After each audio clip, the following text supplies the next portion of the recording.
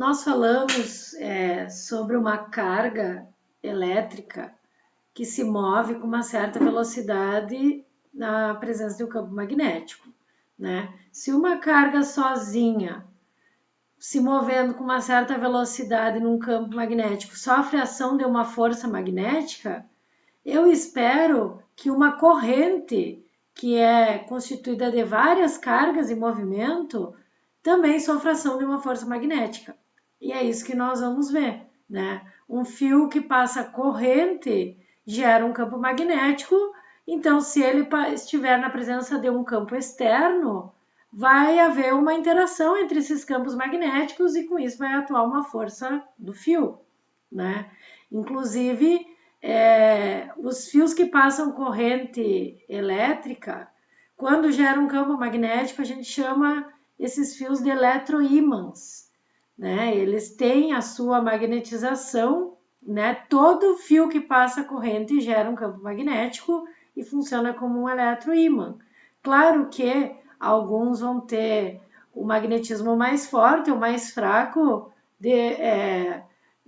variando a corrente do fio, inclusive o enrolamento. Se for uma bobina, por exemplo, o número de voltas que tiver essa bobina, quanto mais voltas, vai aumentar o campo magnético. Quanto maior a corrente, maior o campo magnético. Então, alguns fios passam corrente e a gente não percebe que eles geram um campo magnético, tá? Mas um fio que passa corrente sempre gera um campo magnético, alguns mais fortes, alguns mais fracos, né? E a gente chama esse caso, que não é um ímã natural, de eletroímã. Vocês já devem ter visto eletroímãs, talvez em filmes, naqueles ferro velhos, quando eles têm uma espécie de guindaste que pega e levanta um carro inteiro, né? Aquilo é um ímã enorme que levanta um carro no ferro velho. Aquele ímã é ligado e desligado, ele é um eletroímã, né? E aí ele é ligado, o ímã, quando ele passa a corrente, e aí depois para soltar o carro, né? Porque imagina aquele ímã funcionando permanentemente, ia causar um acidente, né? Então ele é acionado, passa a corrente, funciona como um ímã, e aí é desligado, para de passar corrente, e aí ele é um material normal, tá? Então esses ímãs que a gente pode ligar e desligar, a gente chama de eletroímã, e funcionam através da passagem de corrente elétrica. Então, um eletroímã, um material que passe corrente, se for colocado na presença de um campo externo, vai sofrer ação de uma força dependendo das relações de perpendicularidade. Então, observem que nós vamos ter de novo o produto vetorial e aquela questão da perpendicularidade que nós já vimos anteriormente vai aparecer de novo. Nós falamos sobre o que acontece quando a gente coloca uma carga em movimento na presença de um campo magnético, né? Uma carga pontual. Mas e se eu tivesse um fio percorrido por corrente na presença de um campo magnético? Será que era de se esperar que atuasse uma força também? Então vamos supor que eu tenho um campo magnético aqui.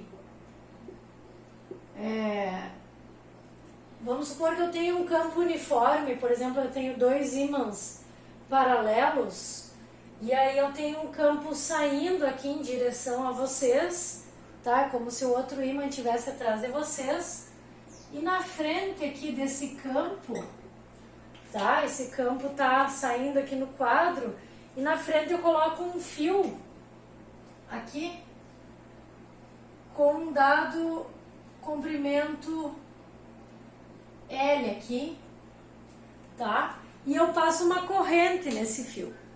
Então, o que acontece? A princípio, se o meu fio não está passando corrente, não acontece nada, tá? Mas se o meu fio passar corrente, vamos supor que eu passe uma corrente I para cima aqui no meu fio. O que eu espero que aconteça? Se, olha só a fórmula que nós usamos antes, que a força era QVBC no θ. Então, se eu passava uma carga com uma certa velocidade na presença de um campo e houvesse alguma componente perpendicular entre a velocidade e o campo, atuava uma força, né? Corrente é carga em movimento. Então, se eu passar uma corrente na presença de um campo e houver alguma relação de perpendicularidade, eu também espero que atue uma força sobre esse fio que passa a corrente, tá? Então, só que ao invés de usar essa fórmula para carga pontual, eu vou ter que ajeitar essa fórmula de modo a poder trabalhar com a corrente, que é o caso do meu fio. Meu fio não passa uma única carga só com uma velocidade V, tá? Então lembra que existe uma relação entre carga e corrente. A corrente é a carga sobre o tempo. Então a carga é a corrente vezes o tempo. A velocidade aqui dessa carga, se eu considerar que a velocidade, que as cargas aqui na minha corrente tem uma velocidade só, e a gente vinha trabalhando com correntes estacionárias, eu posso trabalhar com uma fórmula tipo MRU para o cálculo da velocidade. E o MRU me dizia que a velocidade era a distância pelo tempo. Só que a distância a ser percorrida só para manter a mesma notação do formulário. Agora eu observei ali que o meu L é um L maiúsculo, tá? Mas é a mesma coisa, é um L maiúsculo. Então, se a velocidade é a distância pelo tempo e a distância aqui, a distância a ser percorrida pela corrente é o comprimento do fio L, a velocidade é L dividido pelo tempo. Então, eu vou substituir aqui, ó. A força, no lugar da carga, é corrente vezes tempo. No lugar da velocidade, L sobre T, B seno θ. Então, tempo simplifica. A minha fórmula fica para força magnética num fio que passa corrente agora, na presença de um campo externo, é ILB seno θ, tá? Então agora, se eu quiser calcular a força de um fio que passa corrente, eu uso essa relação aqui. A força ainda é uma grandeza vetorial, tá? A força tem módulo, direção e sentido, ela é dada em Newton, a corrente é dada em ampere, o comprimento em metro, o campo em Tesla e seno aqui é um número, tá? Então, se a força é uma grandeza vetorial, tem módulo, direção e sentido, eu poderia querer saber para onde aponta a força. Então, para onde aponta a força, quem que são os meus vetores aqui agora? A minha força é uma grandeza vetorial, corrente não é grandeza vetorial. Então, a gente chama esse comprimento aqui de um vetor comprimento e faz o produto vetorial com o campo magnético. O comprimento, na verdade, e a corrente andam juntos, tá? Se a corrente está para cima, eu considero meu comprimento para cima. Se a corrente estivesse para baixo, eu considerava meu comprimento para baixo, tá? E aí eu aplico a mesma regra da mão direita na ordem, só que agora é do comprimento em direção ao campo magnético para achar o sentido da força. Ó, mas eu parti da mesma fórmula original, eu mantenho aqui a ordem que nem eu fazia lá, tá? Então eu vou de L para B para achar a força com os dedos da mão direita. O meu comprimento aqui eu vou te dizer que é um vetor para cima, porque a corrente está para cima, ó. Então eu vou de L para B, para achar o sentido da força.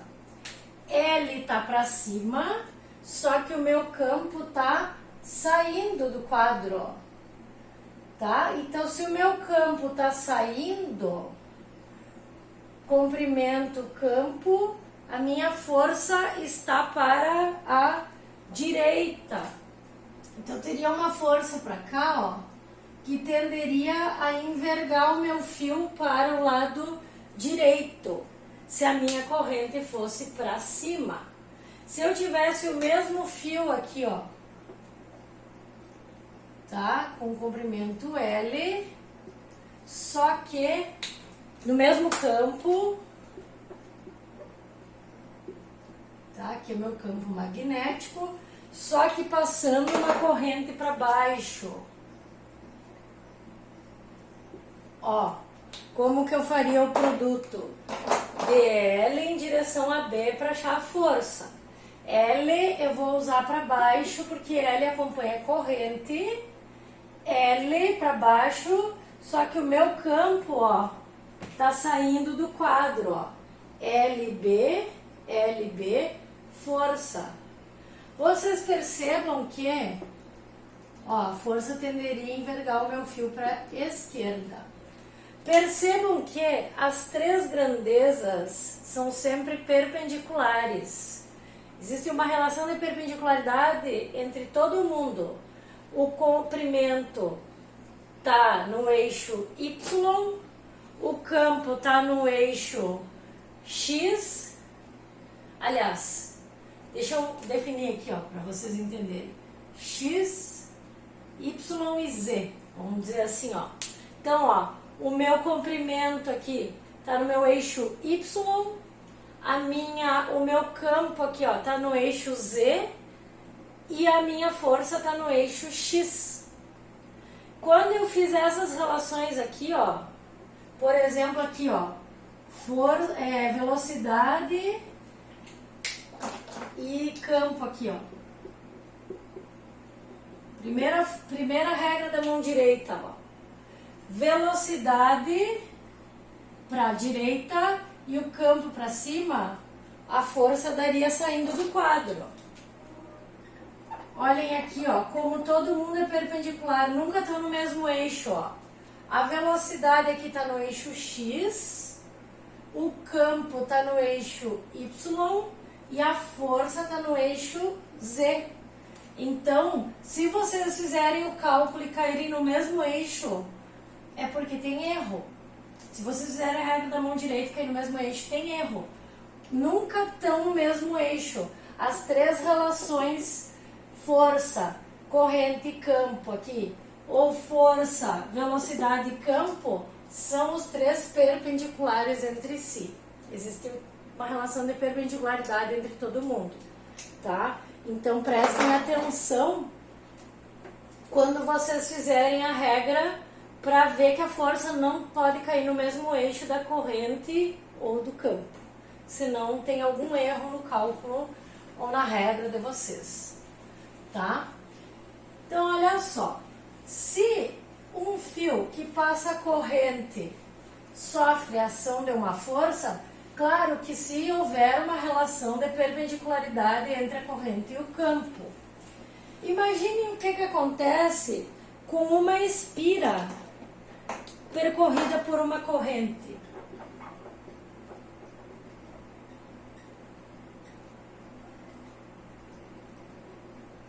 Na presença de um campo magnético, obviamente, tá? O que é uma espira, para começar as definições aqui? Espira é um caminho fechado, tá? Pode ser um material circular, pode ser um material que eu vou aqui usar retangular, tá? Eu tenho um caminho fechado aqui, ó, para passar uma corrente elétrica. Então isso é uma espira. Se fosse um círculo, uma circunferência, um fio no formato de circunferência, seria uma espira também, tá? Eu vou usar uma espira retangular aqui, simplesmente para facilitar a análise, tá? Por isso eu vou usar o formato retangular, mas em geral as espiras que a gente usa são circulares. Então imagine que eu tenho uma espira aqui, suspensa aqui num eixo, tá? Para ela não estar voando. E eu tenho a presença de um campo magnético. Então eu tenho, vamos supor que eu tenho dois ímãs paralelos aqui, ó. Um polo norte e um polo sul.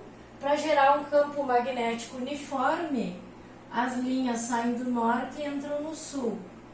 Então, meu campo magnético está aqui, ó. E a minha espira, então, tá sentindo a presença desse campo magnético e vai passar uma corrente que eu vou definir nesse sentido aqui, ó. Só por ilustração, é um exemplo hipotético. Então a minha corrente está no sentido anti-horário e o meu campo magnético é o verde aqui para a direita, uniforme. Então o que eu espero que aconteça com a espira que passa corrente? Olha só, eu vou analisar, eu vou chamar esse tamanho aqui de A e esse tamanho aqui de B da minha espira, tá?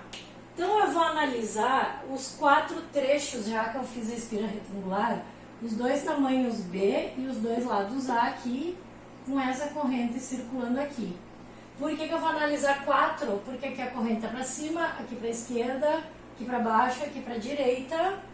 E eu acabei de mostrar uma fórmula que me diz isso aqui, ó. Que a força é ILB seno θ, e eu, para saber o sentido da força, eu tenho que olhar fazer esse produto vetorial aqui, que é dado pela regra da mão direita. Então eu quero analisar em termos de força cada ramo da minha espira aqui, ó. Então eu vou começar pelo primeiro aqui, ó. Tá? Que eu estou definindo que seja o primeiro. Quando a corrente passa para cima e o campo aponta para a direita, para onde aponta a força nessa espira? Para cima, a corrente e o L andam juntos, tá? O meu comprimento é A aqui, né? O L, e ele anda junto com a corrente que está para cima. Então é para cima e o campo para a direita, ó. Para cima e para a direita, a força está entrando no quadro, ó. Então a minha força está aqui, ó. Certo? Nesse trecho aqui. Nesse trecho aqui, a minha corrente está aqui, ó. A corrente faz essa volta. A corrente está para a esquerda e o meu campo está para a direita. Se eu tenho uma coisa para um lado e outra para o outro, o meu ângulo é 180 graus, seno de 180 é 0. Então aqui a força não existe, não atua força nesse trecho aqui. Próximo trecho, corrente para baixo, regra da mão direita. E o campo tá para a direita, ó. Para baixo e para a direita, a minha força aqui, ó, tá saindo do quadro.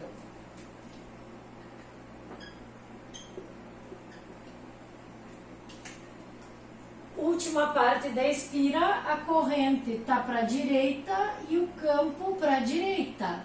O ângulo entre a corrente e o campo é 0, seno de 0 é 0, ó, não tem relação de perpendicularidade. Aqui a força é igual a 0. Tá? Então, o que acontece com essa espira que passa corrente? Olha só, esses 2 trechos da espira não sofrem ação da força, esse trecho sofre ação de uma força para dentro e esse aqui para fora. Então a minha espira faz isso aqui, ó. Esse movimento aqui, ó. Isso aqui vai para dentro e essa parte aqui para fora, ó. E essas partes aqui, ó, teoricamente não saem do lugar. Então, o que acontece? Vocês já viram isso em eletricidade, tá? A minha espira, na verdade, não sofre ação de uma força, porque a força resultante, se eu tenho uma para um lado e outra para o outro, se são 2 forças opostas com o mesmo valor, a força resultante é igual a 0. Mas essa força faz a minha espira sofrer um movimento que é uma ação de um giro, que eu chamo de torque. Essa espira sofre um torque, tá? A força resultante é igual a 0, mas essas 2 forças se somam de forma a espira sofrer ação de um torque. Quanto que valeria cada força individual? A força total é 0. Mas a força individual, se a força é ILB seno θ, cada uma delas, vamos dizer que aqui é 1, 2, 3 e 4. A1 e A3 em módulo valeriam. I é o valor da corrente, o tamanho L aqui, ó, A e A, né? Os dois são iguais. O campo eu falei que vale B. E seno de θ, o ângulo aqui, ó, corrente e campo foi 90 graus. Seno de 90 vale 1. Então, essas forças aqui valem I, A, B. Tá? E como que eu calculo o torque? O torque vem de uma definição lá da física 1, que eu até já comentei com vocês em eletricidade, que é relacionada ao torque para abrir uma porta, que é o raio de ação do giro, né? A distância, por exemplo, na porta é a distância entre a maçaneta e a dobradiça, vezes a força que eu coloco para abrir a porta, vezes o seno do ângulo entre a força de aplicação e o raio. Porque se eu empurrar a porta assim, e a minha porta está com a dobradiça lá, eu não giro a porta. Mas se eu fizer uma força tangencial, eu giro a porta. Por isso que eu tenho esse ângulo aqui, ó. Tá?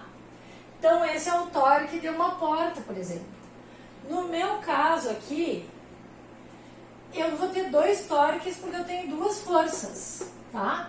Então, o torque total vai ser a soma de dois torques por causa das duas forças, F1 e F3, tá? É duas vezes o raio do giro. O raio do giro, ó, a espira gira aqui, ó, em torno desse eixo aqui. O giro, aqui é o diâmetro B, o raio é a metade, né? B sobre 2. Então, esse é o raio, a força é IAD, né? E esse seno de θ, ele vem daqui, não é esse seno aqui, ó. Tá? Vamos dizer que aqui era a tetalinha, só para não confundir. Eu vou manter isso aqui porque eu já vou explicar. Tá? Então, o torque de uma espira que passa corrente na presença de um campo é IAB, tem esse B seno θ. Então, é IAB B seno θ. Se isso aqui é um retângulo, A vezes B é a área do retângulo. Então, o meu torque é I vezes a área vezes B seno θ. Essa é a fórmula do torque. Corrente vezes área vezes campo vezes seno θ. Tá? Então, se a espira for circular, aqui vai a área do círculo, πr ao quadrado. Então, é melhor usar essa fórmula aqui. O torque é uma grandeza vetorial. Então, se eu quisesse saber o sentido do torque, é o produto vetorial do vetor área com o campo magnético, na mesma lógica da regra da mão direita que a gente vem utilizando, tá? Mas o que é o vetor área? Eu já mostrei isso para vocês quando a gente viu o fluxo, tá? Se a minha espira está aqui, o vetor área é normal a espira. Ele é normal, tá? No meu quadro, o meu vetor área está aqui, ó. Normal a área. Então, se a minha espira tivesse aqui, ó, o meu vetor área estava aqui, ó. Por que eu analiso isso? Olha só, se a minha espira está nessa posição, como a gente está vendo aqui, o vetor área, por exemplo, tá... Se a minha espira está aqui no plano, o meu vetor área está aqui saindo, ó. Né? O meu vetor área tem esse ângulo de 90 graus, ó, o B está para a direita e a área está aqui. Seno de 90 dá o valor máximo do torque, que é seno de 91. Então, quando a área, o vetor área e o campo tem 90 graus, eu tenho um torque máximo. Se a minha espira estivesse aqui, ó, o meu vetor área estaria aqui. E o meu campo teria um ângulo de 0 grau com o vetor área. Seno de 0 a 0, ou seja, eu não sofreria torque se o meu vetor área estivesse alinhado com o campo magnético. Então, qual que é a função desse torque aqui, ó? Alinhar o meu vetor área com o campo magnético. Se o vetor área já estiver alinhado, não vai acontecer nada. Se ele estiver desalinhado e eu passar corrente na presença do campo, essa espira vai sofrer um torque, essa ação de girar, de modo a tentar alinhar o vetorário da espira com o campo magnético. Muitos motores funcionam por esse princípio, tá? Muitas vezes a gente não usa uma única espira, a gente usa várias espiras para potencializar essa ação desse giro, esse torque. Então, muitas vezes a gente vai calcular o torque para um número grande de espiras, vai ter um N na frente da fórmula. Quanto mais espiras, maior vai ser o torque, tá? Essa grandeza aqui, ó, N e A, se chama momento magnético, momento de dipolo magnético μ, tá? Então a gente também pode escrever o torque em termos desse momento magnético, μ b seno θ. Esse vetor momento magnético é um vetor que anda junto com vetor área, tá? Então, dependendo do valor que eu tiver, ou eu vou usar essa fórmula ou eu vou usar essa aqui. Essa aqui também funciona com a regra da mão direita para saber o sentido do torque, tá? Então, a unidade de momento magnético, unidade de torque, que o pessoal sempre tem dificuldade. No sistema internacional, o torque vem de força vezes raio, isso aqui é Newton vezes metro. O pessoal costuma esquecer, então tentem lembrar da unidade do torque, tá? E o momento magnético, como o momento é NIA, ele é um número, a corrente é em ampere, a área é em metro quadrado, então a unidade disso aqui vai ficar ampere vezes metro quadrado. Esse é o momento de dipolo, momento magnético de dipolo, o momento magnético dipolar.